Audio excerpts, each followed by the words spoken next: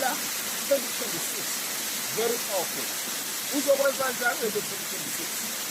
2026 mawufuna izinto zakho zenzeke kuwo ngesimo lesinamandla. Funa wenze njani? You have to prepare. Ingako amakhosi bakuzophela umnyaka alahla umnyaka alungisele amandla omnyaka azoqala akalungisi savela kulo mnyaka.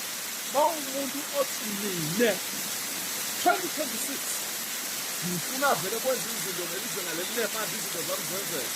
You have to write 12 prayer points yezinto ofuna kuyiqhubekela for 2026. Then after lapho bese uyazisebenzisa umeneja isikhathi.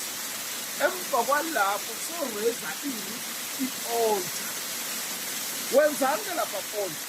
Solanda emathulusi ekusebenza ukuthi lo mnyaka awungaphazanyiswa yilutho, awungaphazanyiswa isifo, awungaphazanyiswa emoyeni. Izinto zakho ziyawukhanya, uyawuphumelela, uyawubajoyina ngesimo lesinemandla labo bathi lona ngumnyaka wami.